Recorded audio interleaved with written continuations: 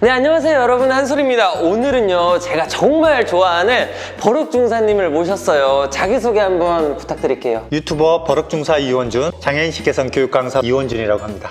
반갑습니다. 보시는 분들은 막 이런 게 궁금하실 수도 있을 것 같아요. 어떻게 선생님은 휠체어를 타게 되셨는지 혹시 이야기해 주실 수 있을까요? 33살 때 저는 직업군인이었어요. 중사님. 예.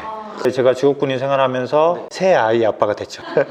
새 아이 아빠가 되다 보니까 육아도 해야 되지만 이 아이들이 나중에 커서 결혼하고 또 손주들까지도 내가 보려면 건강해야 되겠구나 하면서 그때 시작했던 운동이라고 했던 게 자전거 타는 거. 예.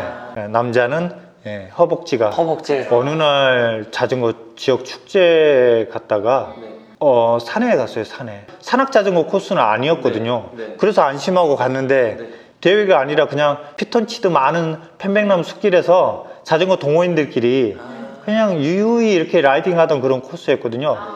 그래서 되게 가벼운 마음으로 해도 되는데 타다 보니까 경쟁 심리가 혼자 막 기어이 이렇게 타다 보니까 선두그룹에 있었는데 내리막길에서 브레이크를 잡고 가고 있었지만 브레이크가 제동이 안 되더라고요. 그래서 넘어지겠다 싶어서 눈을 질끈 감았는데 헬멧도 다 쓰고 있었거든요. 보호 장비 네, 했죠. 네. 기절했다 깨어나 보니까 몸에 느낌이 안 나는 거예요. 이게 뭐지? 내 몸이 사라진 기분? 고개를 힘들게 이렇게 딱 들어서 내 몸을 위치를 이렇게 봤거든요. 봤는데 내 몸이 하수구 같은데 처박혀 있는데 막 팔다리가 꺾여 있어요. 막 이렇게 구겨진 것처럼. 아, 이거 어떻게 하지? 막 이렇게 되게 당황해하고 있는데 뒤따라오던 이제 자전거 타시는 분이 119 신고하고 그리고 119 차 오고 구급대원분이 보호자한테 연락을 해야 된다. 근데 제가 얘기를 못했죠. 군생활 하다 보니까 자지구레하게 다치는 경우가 많아요. 그때 가족이 되게 많이 놀라고 걱정을 했거든요. 지금 전화하면 안 된다 이렇게 말렸죠. 네. 그래서 이제 국군병원에 도착하고 MRI 같은 것도 찍어보고 하니까 심각한 거예요. 뭔가 큰 병원 가야 된다. 목뼈가 이제 부러지면서 금이 갔어요. 근데 금이 가면서 피가 튄 거예요. 신경에. 신경에 피가 튀어요? 척수신경에. 네. 신경에 피가 튀면서 신경이 기능을 다 막아버린 거예요. 제가 너무 다친 부위가 높아가지고 잘못 개복하고 수술하다가 잘못하면 죽을 수도 있다라고 이렇게 판단돼서 그냥 피가 자연스럽게 흡수돼서 사라지기를 기다린 거예요. 근데 뭐 기대하고는 다르게 굳어진 채로 그 신경을 막아버렸어요. 지금 현재 어깨를 살짝 으쓱으쓱할 정도고 감각신경도 머리에서부터 어깨 끝까지만 감각이 살아있고요. 어깨 끝에서부터는 감각이 없죠. 다치셨을 때 병원에 갔다고 뭐 가족들한테도 연락 안 하고 뭐 그랬다고 했잖아요. 근데 나중에는 이제 다 알게 됐을 것 같은데 그때 이제 주변 사람들의 반응은 어땠는지 좀 궁금해요. 주변 가족이나 지인들도 잠깐 병원 생활하면 낫지 않겠나 이런 다 저와 똑같은 생각을 처음에 했어요. 제 정강이 쪽에 상처가 하나 있었어요. 손톱만큼. 근데 꼼짝없이 사지마비로 누워 있어요. 봤을 때는 뭐 그냥 누워서 쉬고 있나 보다. 몸에 불편함이 더 도드라지지는 않으니까 좀 그런 오해를 살 때가 있긴 하죠.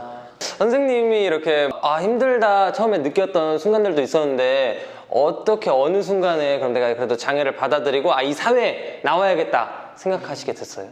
또 완전 손상이라고 진단을 받았고 평생 휠체어를 타야 된다고 했고 그보다 더 충격적이게 평생 신변 처리를 스스로 할 수 없다라는 얘기를 의사 선생님 통해서 들었을 때 내 인생 끝났구나. 내 인생은 이제 망했구나라는 생각을 안 할 수가 없죠. 저는 그 누구보다 건강했던 사람이거든요. 한순간에 꼼짝없이 이렇게 지내야 되니까 좌절하고 이제 죽어야 되겠다는 생각이 간절했어요. 오히려 그러면서 죽으려고 각오를 하고 근데 내가 혀 깨물고 죽으려고도 시도해봤거든요. 어떻게 죽을 수가 없잖아요. 그래서 혀를 깨물어 보기도 했는데 너무 아픈 거예요. 너무 아파. 그래서 이렇게는 못 죽겠구나. 동반자살 카페를 찾기 시작했고 그 찾기 어려운 동반자살 카페를 찾았어요. 선생님 혼자요? 예. 제가 그때는 침대에서 거치대 통해가지고 입에다가 터치펜 물고 작은 스마트폰을 할 때였거든요. 병원 침대에 누워서 계속 찾아 헤맸었죠. 꼭 사막 한가운데서 오아시스 찾듯이. 근데 찾으니까 너무 깊은 거예요. 그리고 거기서 글을 썼죠. 나는 이렇게 살 수가 없다. 네.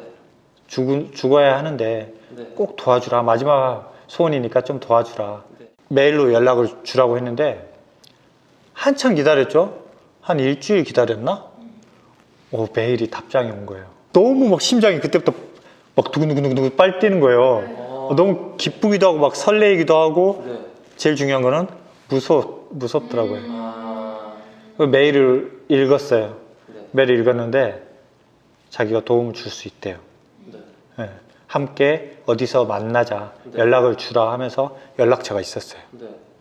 근데 연락을 하려고 했는데 너무 무섭더라고요. 무서우면서 네. 제 새 아이들이 생각나더라고요. 그리고 또 한편으로 너무 억울한 거예요. 네. 내가 무슨 나쁜 짓을 얼마나 했길래 내 나름 바른 생활을 하려고 네. 착하게 살려고 살았던 것 같은데 억울한 거예요. 너무. 내가 이렇게 죽어버리면 우리 아이들은 뭐 그런 생각이 들면서 억울해서라도 이렇게 죽을 순 없다 하는 생각이 들더라고요. 그래서 이제 진실을 알았죠. 내가 정말 죽고 싶었던 게 아니라 정말 간절하게 살고 싶었구나. 난 정말 살고 싶었던 거구나. 그래, 생각해 보니까 핸드폰을 내가 입에다가 터치펜을 물고 아이들한테 첫 통화를 했을 때 그때가 생각나는 거예요. 첫 통화 때 이랬죠. 아빠가 전화 걸었어. 그러니까 애들이 어떡해요? 그래. 아빠가 입에 터치펜 물고 전화 걸었어. 뭐 이렇게 자랑을 했죠. 막 별거 아니잖아요. 그냥 전화한 건데 네, 네. 아빠가 직접 했다고 자랑하고 싶은 거예요. 네. 그때 그 감동이 생각나더라고요. 내가 스스로 뭔가 했을 때 느꼈던 이 감동들 네. 또 느껴보고 싶다. 네. 다시 그렇게 웃고 네. 즐겁게 살고 싶다. 막 가슴 속에서 나도 진짜 다시 막 그렇게 살고 싶다. 사람답게. 이런 생각들이 들다 보니까 그동안에 내가 그렇게 경험했던 것들이 또 그런 걸 토대로 해서 세상 속으로 나갈 수 있지 않을까 하는 생각이 들었어요. 그러면 나에게 가족이란? 제 삶의 원동력. 이건 뭐 정말 뻔한 얘기지만 네. 저는 그 누구보다 뻔하지 않다라고 얘기를 할 거예요. 네. 정말 저는 처음에 내가 새 아이 아빠라는 걸 많이 부정했어요. 네. 근데 돌이켜보면은 제가 이렇게 활동하고 지내는 거, 좀 활발하게 지내려고 긍정적으로 살려고 하는 이 모든 것들이 제 가족들이 저에게 그런 에너지를 줬고 동기부여를 줬다라고 생각을 해요.